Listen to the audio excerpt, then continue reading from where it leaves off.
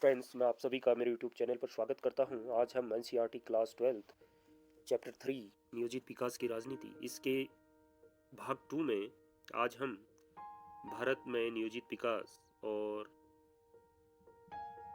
किस तरीके से भारत में नियोजित विकास की शुरुआत हुई और किस तरीके से भारत आज़ादी के बाद विकास के पथ पर किस तरीके से अग्रसर हुआ, इस पर हम चर्चा करेंगे।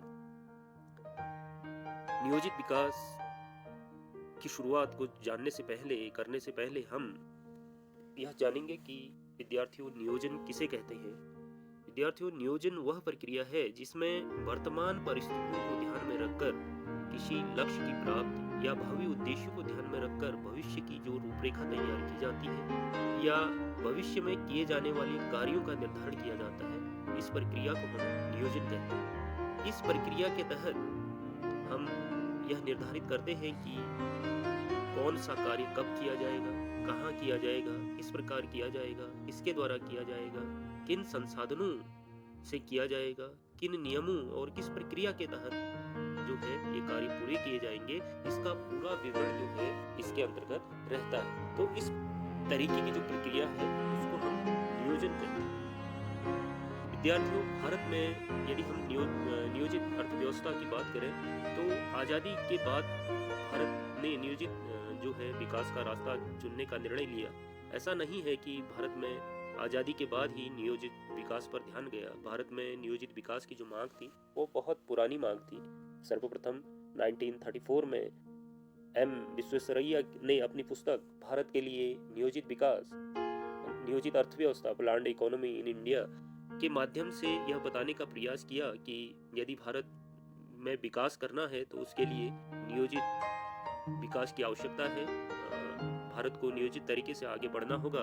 तो यह ऐसा प्रथम प्रयास था जहां पर भारत में नियोजित विकास के लिए सरकार का ध्यान दिलाया गया। वहीं इसके पश्चात 1938 में भारतीय राष्ट्रीय कांग्रेस ने भी सर्वप्रथम राष्ट्रीय नियोजन समिति का गठन करने का निर्णय लिया, जिसका अध्यक्ष जो है पंडित जवाहरलाल नेहरू को बनाया गया। तो यह नियोजित जो है विकास की ओर एक महत्वपूर्ण कदम था। इसके पश्चात 1944 में अर्देशीर दलाल की अध्यक्षता में मुंबई के 8 उद्योगपतियों ने एक 15 वर्षीय नियोजित विकास की योजना प्रस्तुत की, जिसको हम बॉम्बे प्लान के नाम से जानते हैं। इस प्लान के अंतर्गत जो 8 उद्योगपतियों का ये समूह था, इसने देश में नियोजित अर्थव्यवस्था चलाने का एक संयुक्त प्रस्ताव तैयार किया। इसमें सरकार से औद्योगिक और अन्य आर्थिक क्षेत्र में बड़े निवेश की अपेक्षा की गई। तो इस तरीके से जहां आप देखते हैं कि विश्व के अन्य देशों में जो निजी निवेशक हैं, जो उद्योगपति और बड़े व्यापारी हैं, वो नियोजन के पक्ष में नहीं होते, लेकिन भारत की स्थिति अलग थी। भारत के उद्योगपति जो थे, आप देख रहे हैं कि उद्योगपति भी यह चाहते थे कि भारत नियोजित अर्थव्यवस्था के मार्ग से आगे बढ़े। भारत में जो है नियोजित अर्थव्यवस्था का ढांचा अपनाकर ही विकास किया जा सकता है। ये कहीं न कहीं उद्योगपतियों की भी सहमति इसमें थी। 1944 में भारत सरकार ने एक पृथक नियोजन और विकास विभाग की स्थापना की, जो एक और महत्वपूर्ण कदम इस ओर में था। गांधी जी के आर्थिक विचारों से प्रेरणा पाकर श्री मननारायण ने गांधीवादी योजना निर्मित की। इस योजना के माध्यम से मननारायण के द्वारा यह प्रयास किया गया कि जो गांधी जी के जो आर्थिक विचार थे कि ग्रामीण अर्थव्यवस्था को उभार कर ही जो है देश का विकास संभव हो पाएगा। तो इन विचारों को जो है इस मॉडल में स्थान देने का काम इनके द्वारा किया गया। 1945 में श्री एम.एन. रॉय के द्वारा, मानवेंद्र नाथ रॉय के द्वारा एक जन योजना निर्मित की गई, इनके द्वारा भारतीय श्रम संघ के युद्धोपरांत पुनर्निर्माण समिति के अध्यक्ष थे। इनके द्वारा भारत में किस तरीके से बेहतर विकास हो सकता है, किस तरीके से जो हमारे जो गरीबी और जो भुखमरी से जूझता हुआ जो तबका है उसका विकास कर सकते हैं। एम.एन. रॉय के द्वारा इस संबंध में एक जन योजना तैयार की गई और 1950 में जयप्रकाश नारायण ने सर्वोदय योजना प्रस्तुत की, जिसके कुछ भागों को बाद में भारत की जो प्रथम पंचवर्षीय योजना चली उसमें भी स्थान दिया गया। तो इस तरीके से देखते हैं हम कि आज़ादी से पूर्व से ही भारत में नियोजित विकास की मांग चली आ रही थी। इसके पीछे बहुत से कारण थे कि 1929-30 की जो भीषण मंदी आई, उस मंदी के दौर में भी सोवियत संघ के द्वारा 1930 और 40 के दशक में भारी कठिनाइयों के बावजूद शानदार तरीके से आर्थिक तरक्की जो है इस नियोजित विकास के मॉडल के द्वारा की गई। तो जिस तरीके से सोवियत संघ बहुत कम समय में बहुत तेजी के साथ नियोजित विकास के मॉडल को अपनाकर बहुत तेजी के साथ जिसने आर्थिक विकास किया, और तो विश्व के बहुत से राष्ट्र इस मॉडल से प्रभावित हुए, भारत भी उनमें से एक था।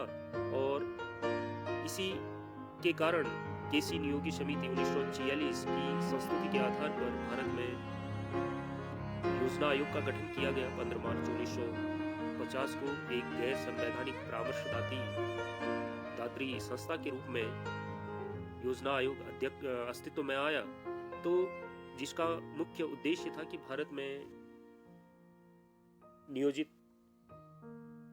विकास को बल देने के लिए, भारत में जो है विकास के लिए एक जो है समुचित जो है खाका ये तैयार करे। इस उद्देश्य को लेकर एक ये परामर्शदात्री संस्था अस्तित्व में आई।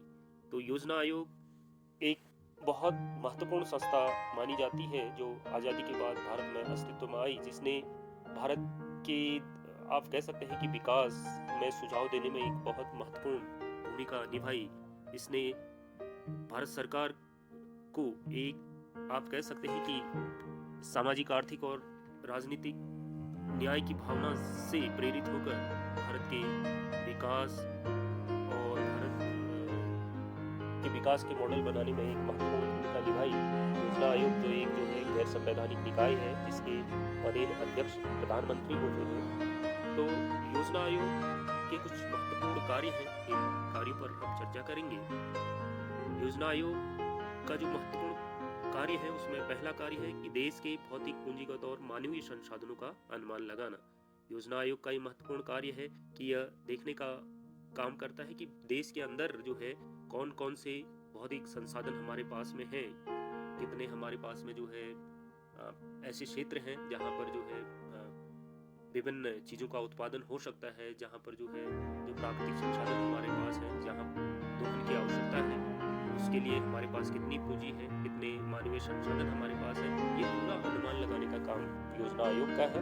और इन्हीं संसाधनों के आधार पर ही जो है योजना आयोग भविष्य के लिए योजनाओं का निर्धारण करता है। इसके साथ साथ ये देश के संसाधनों के अधिक से अधिक प्रभावी और संतुलित उपयोग के लिए भी योजना तैयार करता है। अगला कि यह जो है योजना आयोग का ये महत्वपूर्ण काम है कि यह पहली चीज तो यह जो है कि जो देश में जो संसाधन है, चाहे प्राकृतिक संसाधन हो, भौतिक संसाधन हो, इनका पता लगाने का काम करता है और इन संसाधनों का हम कैसे बेहतर से बेहतर उपयोग कर सकते हैं, कम से कम लागत पर इनका बेहतर उपयोग हम कर सकते हैं, इसके लिए किस तरीके से हम इसको संतुलित रूप से उपयोग में ला सकते हैं, इसके लिए योजना तैयार करने का काम भी योजना आयोग का है। इसके अलावा योजना के विभिन्न चरणों और प्राथमिकताओं के आधार पर संसाधनों का वितरण। इसके अलावा जो योजना आयोग का महत्वपूर्ण कार्य है कि यह जो देश के जो विभिन्न कार्य हैं, चाहे वो हम किसी बड़े उद्योग की बात करें, बड़े प्रोजेक्ट की बात करें, तो योजना आयोग का काम है कि यह जो है उस प्रोजेक्ट के लिए व्यय किए जाने वाले जो है जो संसाधन है उनका पूर्व अनुमान लगाता है। हम जो है कितने वर्ष के लिए जो है इस प्रोजेक्ट को कितने वर्ष में हम पूरा करेंगे, इसका अनुमान। मान लीजिए हम एक जो है डैम बनाने की बात करते हैं, तो इसके लिए डैम बनाना जो है कोई एक रात का या कुछ दिनों का काम नहीं है, बल्कि इसमें यह एक बड़ी दीर्घकालिक योजना होती है, जिसमें आप कह सकते हैं कि बहुत अधिक जो है समय लगता है और इसमें जो है बहुत सा पैसा हम व्यय करते हैं। तो योजना आयोग ये निर्धारित करता है कि हम इन 2 सालों में या 5 सालों में कितना व्यय करेंगे, कितना काम हमारा होगा, आने वाले जो 5 साल हैं उसमें हमें जो है यहाँ पर कितना व्यय करने की आवश्यकता होगी, कौन सा काम हमें इस प्रोजेक्ट में पहले करना होगा। तो ये सभी जो है विभिन्न चरणों और जो है विभिन्न जो प्राथमिकताएं हैं, किस काम को हमें पहले करना होगा, इसका भी निर्धारण योजना आयोग के द्वारा किया जाता है। इसके अलावा विभिन्न चरणों में कार्य की समीक्षा और सुधार के लिए सुझाव। यह देखने का सुझाव भी देता है कि हमें कार्य की जो है कब समीक्षा करनी होगी, कहाँ कहाँ पर जो है हमें कमियां नजर आ रही हैं, उसमें सुधार के लिए क्या प्रयास किए जा सकते हैं। इन सभी चीजों का सुझाव देने का काम भी जो है योजना आयोग करता है। इसके अलावा उत्पादन के संसाधनों का उचित वितरण, की जो उत्पादन के संसाधन है देश में, जो आय है उसका सभी लोगों तक जो है उसका उचित वितरण हो सके, सभी लोग जो है उससे अधिक से अधिक लाभ कमा सके, इसका सुझाव देने का काम भी जो है योजना आयोग के द्वारा किया जाता है। तो योजना आयोग एक महत्वपूर्ण संस्था है जिसका गठन जो है 15 मार्च 1950 को किया गया और यह एक गैर संवैधानिक निकाय है। इसके ये जो है महत्वपूर्ण कार्य है। अगली चीज है कि पंचवर्षीय योजना। भारत में नियोजित विकास को अपनाने की बात हुई और इस नियोजित विकास का जो खाका हमने चुना और इस नियोजित विकास की प्रक्रिया को आगे बढ़ाने के लिए जो है योजना आयोग का गठन किया गया और योजना आयोग के सुझाव पर सोवियत संघ की तर्ज पर भारत में पंचवर्षीय योजना की शुरुआत हुई। 5 ईयर प्लान का जो मॉडल है उसको अपनाने का निर्णय लिया गया। यह योजना जो है 5 वर्षों में भारत के आर्थिक विकास के लिए आमदनी और खर्च की योजना थी। जो पंचवर्षीय योजना थी यह 5 वर्षों के लिए भारत में किए जाने वाले विकास कार्यों और उन विकास कार्यों के लिए कहां से हमारी आमदनी होगी, कहां पर हम खर्च करेंगे, इसकी पूरी योजना जो है इस पंचवर्षीय प्लान के अंतर्गत थी। तो हम कह सकते हैं कि यह पंचवर्षीय योजना का जो मॉडल था भारत के विकास के लिए 5 वर्षों का एक खाका था, दस्तावेज था, जिस दस्तावेज के आधार पर देश को हमें जो है विकास के मार्ग में आगे बढ़ाना था। इस पंचवर्षीय योजना की शुरुआत 1 अप्रैल 1951 को हुई। अब तक जो है 12 पंचवर्षीय योजनाएं पूर्ण हो चुकी हैं और इसके साथ साथ हम जो है 7 वार्षिक योजनाएं भी इस बीच में जो है जब कभी भी जो है पंचवर्षीय योजनाओं में व्यवधान हुआ, 7 वार्षिक योजनाएं भी हम जो है पूर्ण कर चुके। तो इस तरीके से अभी तक जो है 12 जो पंचवर्षीय योजनाएं हैं वो पूर्ण हो चुकी हैं। अब आते हैं हम प्रथम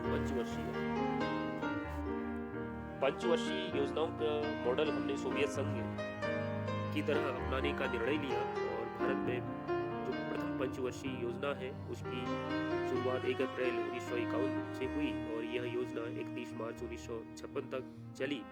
इस योजना का जो मुख्य उद्देश्य था कि राष्ट्रीय आय में तेजी के साथ वृद्धि कर देश को गरीबी के मकड़जाल से बाहर निकालना, क्योंकि आज़ादी के समय देश गरीबी, भुखमरी, बेरोजगारी और जो है हम कह सकते हैं कि पूंजी भंडार की कमी से जूझ रहा था। तो इस विपरीत परिस्थितियों में देश को इन विपरीत परिस्थितियों से बाहर निकालना इस पंचवर्षीय योजना का मुख्य उद्देश्य था। यह योजना हेराल्ड डोमर मॉडल पर आधारित थी। हेराल्ड और डोमर 2 जो अर्थशास्त्री हैं उनके द्वारा विकास की जो मॉडल सुझाए गए थे उस मॉडल पर आधारित यह योजना थी और इस योजना के जो विशेषज्ञ जो इस मॉडल को बनाने में जुटे हुए जो विशेषज्ञ थे उनमें के.एन. राय एक जो है महत्वपूर्ण विशेषज्ञ अर्थशास्त्री थे जिनकी यह दलील थी कि अगले 2 दशकों तक भारत को धीमी चाल से आगे बढ़ना चाहिए क्योंकि तेज रफ्तार विकास से अर्थव्यवस्था को नुकसान पहुंच सकता है। ये उनकी दलील थी। तो इन विभिन्न विशेषज्ञों की राय के आधार पर हेराल्ड डोमर मॉडल पर हमारी जो प्रथम पंचवर्षीय योजना आधारित थी और इस योजना में विभिन्न मतभेदों के बावजूद कृषि क्षेत्र को प्राथमिकता देने की बात कही गई। अर्थात जो हमारा कृषि क्षेत्र है, क्योंकि ये मानना था कि भारत की जो अधिकांश जनसंख्या थी आज़ादी के समय लगभग 80 से 90% जनसंख्या वो कृषि क्षेत्र से जुड़ी हुई थी। तो जो नीति निर्माता थे, जो अर्थशास्त्री थे, उनका मानना था कि हम बगैर इस क्षेत्र का विकास किए हम जो है देश का विकास नहीं कर सकते हैं। तो इस आधार पर जो प्रथम पंचवर्षीय योजना थी उसमें कृषि क्षेत्र को प्राथमिकता दी गई और इस क्षेत्र के विकास के लिए अधिक से अधिक व्यय करने का निर्णय लिया गया। इस योजना में कृषि के साथ साथ सिंचाई, बांध निर्माण, परिवहन और संचार व्यवस्था पर सुधार करने पर जोर दिया गया। इस पर अत्यधिक पैसा व्यय किया गया। यदि हम प्रथम पंचवर्षीय योजना में विकास के विभिन्न पदों पर जो पैसा व्यय करने का जो योजना थी उसको देखें तो आप देखेंगे कि प्रथम पंचवर्षीय योजना में कुल व्यय का कृषि और सामुदायिक विकास पर 15.1%, सिंचाई और बाढ़ नियंत्रण पर 17%, उद्योग और खनन पर 7.6%, परिवहन और संचार पर 23.6%, ऊर्जा पर 11.1%, सामाजिक सेवाओं पर 22.6% व्यय किया गया। तो ये जो है हमें यह दिखाता है कि जो खास तौर पर कृषि, सिंचाई, परिवहन, संचार जैसे जो महत्वपूर्ण कृषि से संबंधित क्षेत्र थे उन पर अत्यधिक पैसा जो है व्यय करने का निर्णय लिया गया। इस योजना में ही प्रथम पंचवर्षीय योजना में ही जो है भाखड़ा नांगल, हीराकुंड और मैंटूर जैसे जो बहुउद्देशीय परियोजनाएं थी बहुउद्देशीय और जो बांध निर्माण की जो परियोजनाएं थी उनकी शुरुआत हुई। और प्रथम जो पंचवर्षीय योजना थी उसमें 2.1% की विकास दर का लक्ष्य रखा गया था और जब प्रथम पंचवर्षीय योजना समाप्त हुई तो यह विकास दर 3.6% रही जो हमारे अनुमान से अधिक थी। तो इस तरीके से हम कह सकते हैं कि प्रथम पंचवर्षीय योजना जो थी वो अपने लक्ष्य और जो उम्मीद से बेहतर रही। इस दौरान जहां राष्ट्रीय आय को ऊंचा करने में, राष्ट्रीय आय में वृद्धि करने में हम सफल रहे, वहीं जो बचत को बढ़ावा देने की कोशिश इस पंचवर्षीय योजना में रही और एक तरीके से हम कह सकते हैं कि प्रथम पंचवर्षीय योजना सफल जो है पंचवर्षीय योजना रही। अब आते हैं हम द्वितीय पंचवर्षीय योजना में। द्वितीय पंचवर्षीय योजना जो थी यह योजना महालनोबिस मॉडल पर आधारित थी। इस योजना के जो कह सकते हैं कि वास्तुकार थे, इस योजना को बनाने वाले जो अर्थशास्त्री थे पीसी महालनोबिस ने इस योजना का मॉडल बनाया था। इस योजना में कृषि की जगह जो है उद्योगों को प्राथमिकता दी गई क्योंकि इस योजना को बनाने वाले लोगों का मानना था कि हमें यदि गरीबी के मकड़जाल से मुक्त करना है, अपने आप को, देश को मुक्ति दिलानी है और जो है देश में तेजी के साथ यदि विकास करना है तो हमें उद्योगों का विकास करना होगा। औद्योगिक विकास के माध्यम से ही हम क्या कर सकते हैं, देश का विकास कर सकते हैं। तो इस योजना के अंतर्गत कुछ महत्वपूर्ण निर्णय लिए गए। इस योजना में भिलाई, बोकारो, राउरकेला जैसे इस्पात संयंत्रों का विकास किया गया। इस योजना में जो है जो प्रथम योजना का जो मूल मंत्र था कि धीरज के साथ जो है विकास करना, लेकिन दूसरी योजना का जो मूल मंत्र था कि तेज गति से रचनात्मक बदलाव करके जो है विकास किया जाए। इस जो पंचवर्षीय योजना के अंतर्गत देसी उद्योगों को संरक्षण देने के लिए जो है आयात पर भारी शुल्क लगाया गया, जिससे जो देसी उद्योग थे उनको प्रोत्साहन मिला।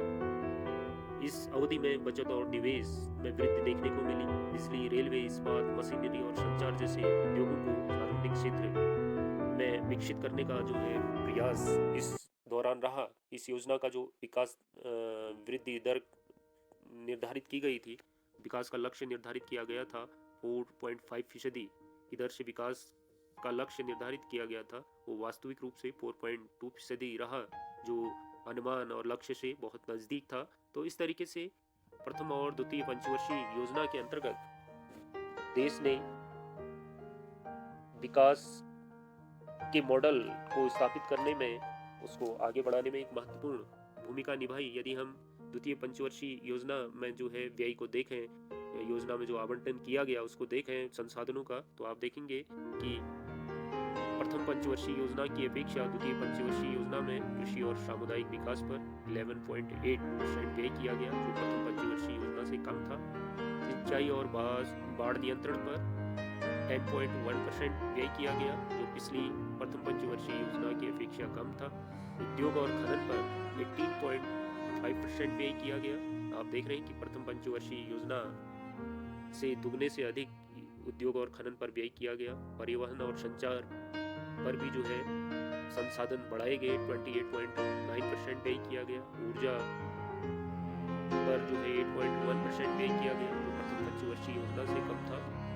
सामाजिक सेवाओं पर जो है 19.7% व्यय किया गया। तो इस तरह हम देखते हैं कि द्वितीय पंचवर्षीय योजना में उद्योग और खनन, परिवहन और संचार जैसे जो क्षेत्र थे उन पर व्यय बढ़ाया गया।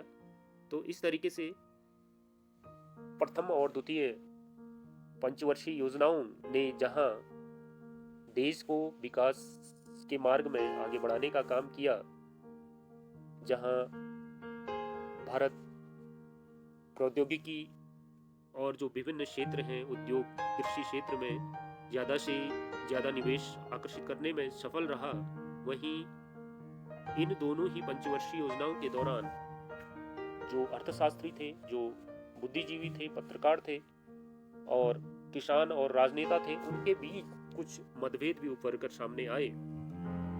जो पंचवर्षीय योजनाओं को लेकर जो मुख्यतः जो मतभेद थे, उन मतभेदों पर चर्चा करते हैं। मुख्यतः जो पंचवर्षीय योजनाओं को लेकर जो विवाद या मतभेद इनके बीच में थे, इसमें से पहला मतभेद था कृषि बनाम उद्योग को लेकर। जो भारत के जो वास्तुकार थे, जो नीति निर्माता थे, उनमें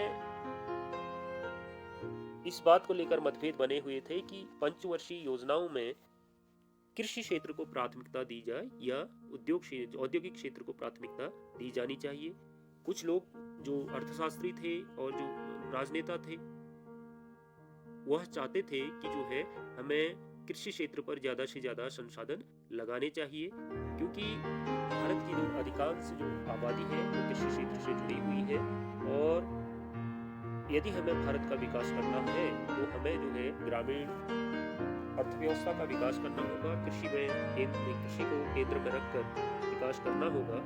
तो जिनमें खासतौर पर जो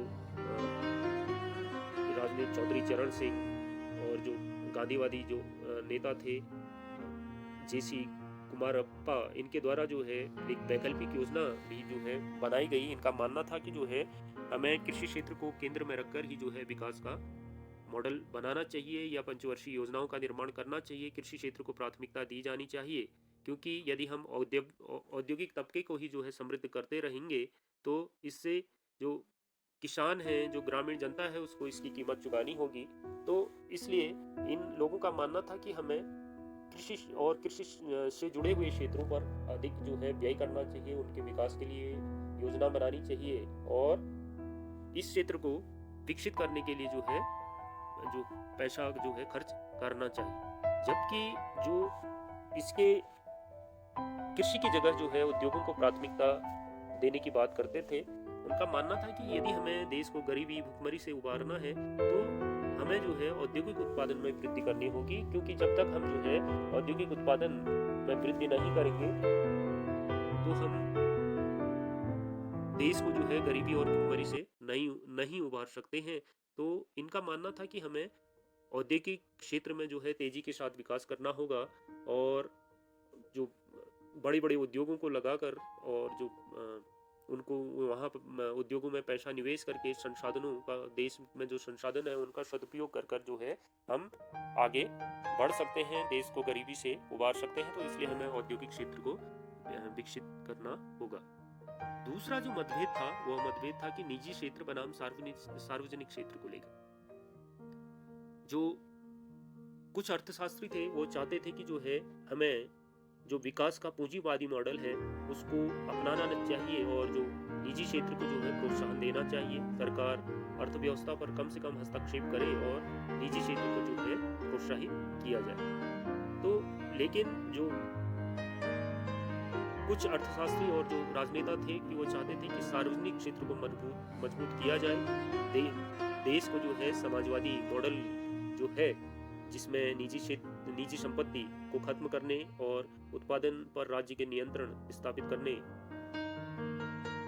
की बात है कि जो देश में जो उत्पादन के संसाधन है उस पर राज्य का नियंत्रण बना रहे, यह समाजवादी मॉडल के अंतर्गत जो है अपेक्षा की जाती है। लेकिन भारत ने इन दोनों ही मॉडलों से किनारा करते हुए इनके मिले जुले स्वरूप को अपनाया और मिश्रित अर्थव्यवस्था, इन दोनों ही जो मॉडल थे उनकी जो चीजें भारत के लिए उचित थी उनको अपनाने का निर्णय लिया और एक मिश्रित अर्थव्यवस्था को जो है का नया मॉडल जो है अपनाया। और भारत के द्वारा जो कृषि क्षेत्र है, व्यापार है, उद्योगों का जो हिस्सा है उसको निजी क्षेत्र के हाथों में सौंप दिया और राज्य ने जो अपने हाथ में जो भारी उद्योग थे और जो आधारभूत ढांचा विकसित करने के लिए भारी उद्योगों को अपने हाथ में रखा। तो इस तरीके से एक मिला जुला ढांचा भारत ने जो है अपनाने का प्रयास किया। जो निजी क्षेत्र को प्रोत्साहन देने की बात जो अर्थशास्त्री करते थे, जो राजनेता करते थे, उनका मानना है था कि हम अमेरिका की तरह जो निजी क्षेत्र को प्रोत्साहित करके पूंजीवादी मॉडल को अपनाकर जो है तेजी के साथ विकास कर सकते हैं। और क्योंकि जो सार्वजनिक जो क्षेत्र को प्रोत्साहित करने की बात है, इसके तहत जो सरकार के द्वारा जिस तरीके से लाइसेंस प्रणाली या परमिट प्रणाली के द्वारा उद्योगपतियों की राह में जो है अवरोध उत्पन्न करने का काम किया जा रहा है, इससे विकास जो है प्रभावित हो सकता है। जबकि जो निजी क्षेत्र या पूंजीवादी जो मॉडल है उसकी आलोचना करते थे, उनका मानना था कि यदि सरकार का अर्थव्यवस्था पर नियंत्रण नहीं रहा तो जो विकास का जो लाभ है वो गरीब जनता तक नहीं पहुंच पाएगा। देश की आम जनता है वो मूलभूत सुविधाओं से दूर रहेगी। तो इस तरीके से यदि देश के विकास का लाभ यदि आम जनता तक पहुंचाना है तो हमें सार्वजनिक क्षेत्र को प्रोत्साहित करना होगा। तो इस तरीके से भारत ने इस मतभेद को या इस विवाद को सुलझाते हुए दोनों क्षेत्रों एक मिश्रित अर्थव्यवस्था का मॉडल अपनाया और दोनों क्षेत्रों को संतुलित तरीके से आगे बढ़ाने का निर्णय लिया। तो इस तरीके से भारत में जो पंचवर्षीय योजना थी उस मतभेद को बहुत हद तक जो है सुलझाने का काम किया। तो इस तरीके से आज की इस कक्षा में विद्यार्थियों हमने भारत में नियोजित विकास की शुरुआत, हम लोगों ने यह जाना कि नियोजन किसे कहते हैं, भारत में नियोजित अर्थव्यवस्था की शुरुआत किस तरीके से हुई, योजना आयोग क्या है, इसका गठन कब किया गया, इसके मुख्य कार्य क्या है, और भारत में पंचवर्षीय योजना की शुरुआत कब हुई और प्रथम पंचवर्षीय योजना द्वितीय पंचवर्षीय योजना से किस तरीके से अलग थी और पंचवर्षीय योजना को लेकर देश में क्या मतभेद थे, यह जानने का प्रयास किया। तो आज की कक्षा में हम इतना ही पढ़ते हैं और चर्चा करते हैं और अगली कक्षा में हम आगे इस चैप्टर को बढ़ाएंगे। तो आज की कक्षा यहीं पर समाप्त करते हैं। धन्यवाद।